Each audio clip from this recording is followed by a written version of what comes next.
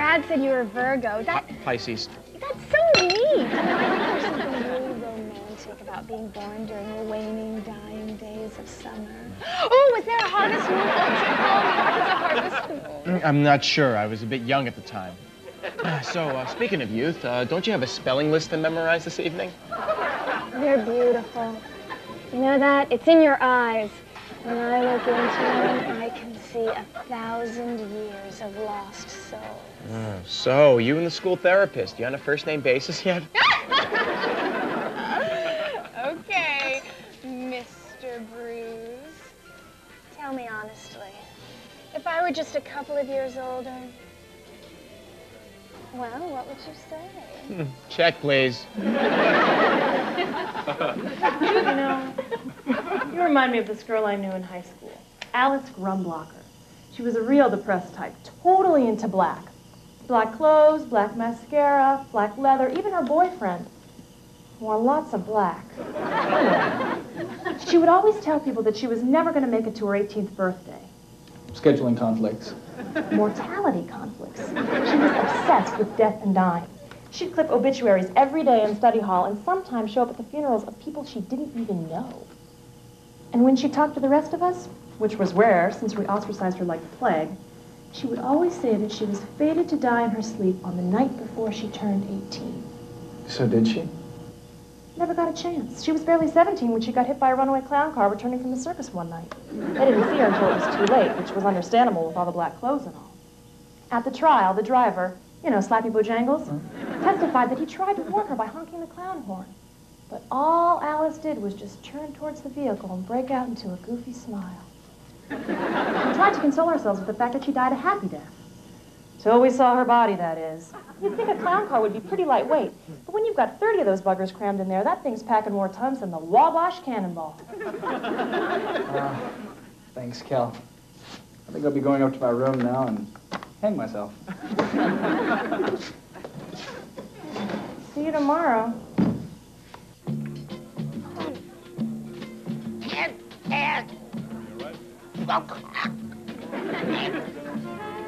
Oh my God, he's choking! Choking! Can you cats no CPR? No, give him the Heimlich maneuver. No, man. Let me do it. Here. No. 1, 2, and 3. I had a frog in my throat all day. My life, Bruce. No problem, man. You know who I am? Oh my God, yeah, I do. You're Jerry Loomis. I was in Paris in the front row for your concert, man. I loved you. Hey, wait. How do you know my name? I make it a point to remember everybody in the phone book. Sure. Wow, look at that. Little son of a gun. I'm Ned Olson, Channel 12 Fact Finder News. Is it true you just saved the life of Jerry Loomis, comedy sensation? Well, sort of. It was amazing. These hands, such power. The man's a healer, a gift from the heavens, a miracle worker. Is this a fact? Well, you know, I guess it's rooted in truth.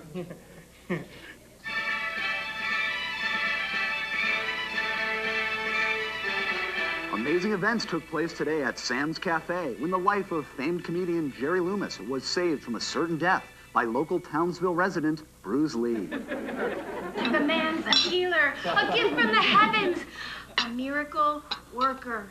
Is this a fact? Well, you know, I guess it's rooted in truth. Patrons applauded Bruce's valiant efforts, leading one patron to state, and I quote, "He's a gift from the heavens. The man is like a god." Back to you, Cheetah.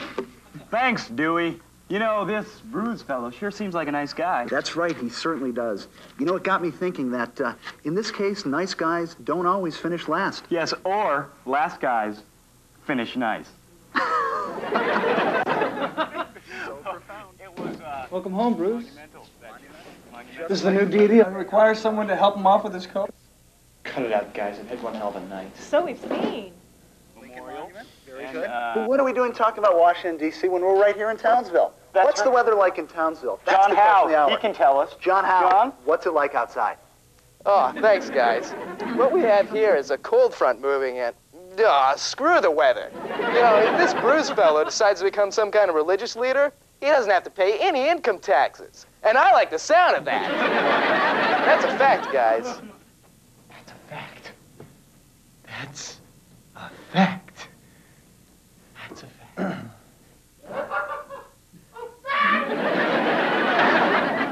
Skipper? Skipper, can you hear me? Skipper McGee. Phantom of the high seas. This is your friend Bruce summoning you. Please answer.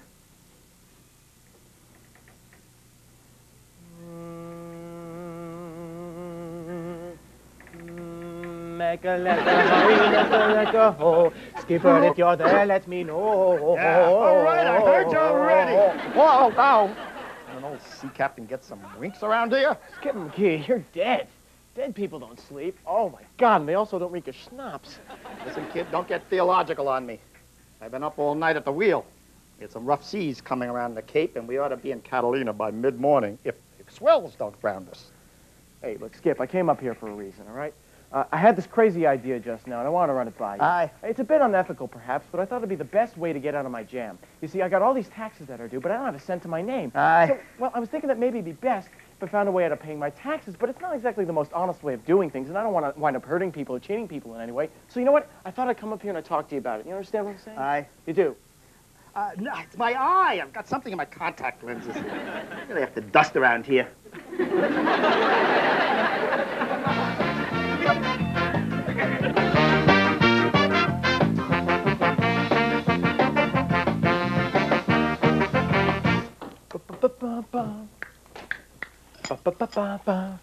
Morning, Bruce. Hey, what's up? You seem awful chipper this morning. Mm-hmm. Nice call, McFly. What are you looking for? Oh, nothing. Say, what heading would Yale Divinity be listed under? With your SAT scores, I for impossible? No, what are you doing? Oh, I'm going to become a worldwide spiritual leader and a religious figurehead. Oh, hey, those chocolate-covered sugar bombs are eating there? Rewind. You're going to what? Oh, you heard me fine. Hey, you didn't dig your hands in there for the toy already, did you? Nice power trip, Bruce.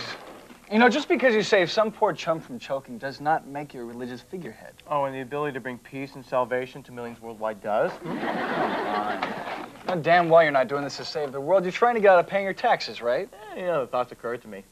Hey, look, besides, you know, it's not like I'm going to put any of these mainstream faiths out of business. Look, I don't care if I'm the only follower.